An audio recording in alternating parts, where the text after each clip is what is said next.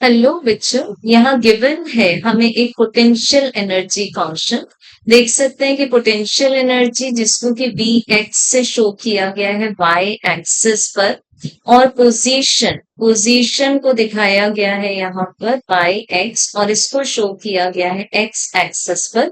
सो बच्चों, ये जो पार्टिकल है ये सिंपल हार्मोनिक मोशन परफॉर्म कर रहा है। तो सिंपल हार्मोनिक मोशन का बेसिक मीनिंग क्या है?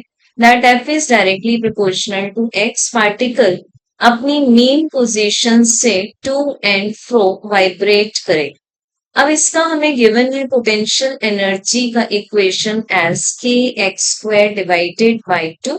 अब बच्चों, जहां बताया गया है कि k is the force constant of the oscillator for k equal to 0.5 newton per metre, the graph of Vx versus x is shown in figure 5.12। NCERT में 5.12 कहा गया है इसको। Show that a particle of total energy 1 joule moving under this potential must turn back when it reaches x equal to plus minus 2 meter। सो बच्चों, यहाँ given है हमें कि इस पार्टिकल की जो टोटल एनर्जी है, ये हम देख सकते हैं इस तरह से यहाँ पर क्रॉसेस दिखाए गए हैं, और ये है हमारे पास में potential energy versus X curve.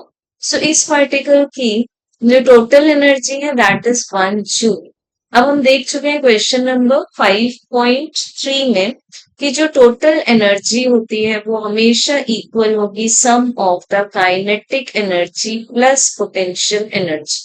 तो क्वेश्चन में हमें इंस्ट्रक्शन दिया गया है कि इस पार्टिकल की टोटल एनर्जी है 1 जूल, और अगर ये इस पोटेंशियल के अंडर में ट्रेवल करता है, जर्नी करता है, तो जैसे ही ये पहुंचता है x equal to plus minus 2 metre, तो इसको अब हम बाइफर्केट करके लिखेंगे x equal to plus 2 metre जो कि ओरिजिन से राइट साइड में होगा, और x equals to minus 2 metre जो कि ओरिजिन से लेफ्ट साइड में होगा। तो बच्चों, हमें बोला जैसे ये प्लस 2 मीटर पर पहुंचेगा ये टर्न बैक हो जाएगा, जैसे माइनस 2 मीटर पर पहुंचेगा ये टर्न बैक हो जाएगा। सो फॉर एग्जाम्पल यहाँ पहुंचा तो ये यहाँ टर्न बैक हो जाएगा। तो ये हम मोशन काइनेमेटिक्स में देख चुके हैं इनिशियल प्रीवियस चैप्टर्स में कि टर्न बैक होना इट मींस क्या हुआ, इंस्टेंटली वेलोसिटी का जीरो होना। तो जब हम यहाँ पुट करेंगे काइनेटिक एनर्जी को हाफ एम वी स्क्वायर और पोटेंशियल एनर्जी को हाफ के एक्स स्क्वायर, तो इंस्टेंटली टर्न बैक होने की कंडीशन पर जो स्पीड है वो जीरो हो जाएगी, तो हमें टोटल एनर्जी मिल जाएगी हाफ के एक्स स्क्वायर।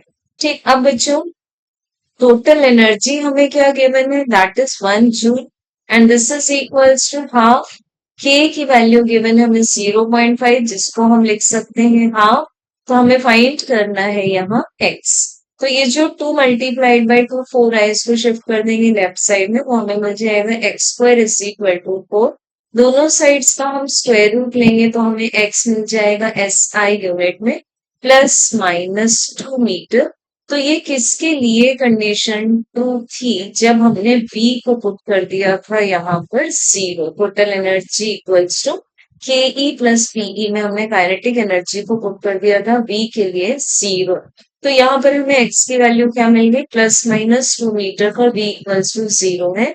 मतलब ये जो टर्न बैक की कंडीशन है वो ट्रू होगी when x is equal to plus minus 2 metre. Thank you.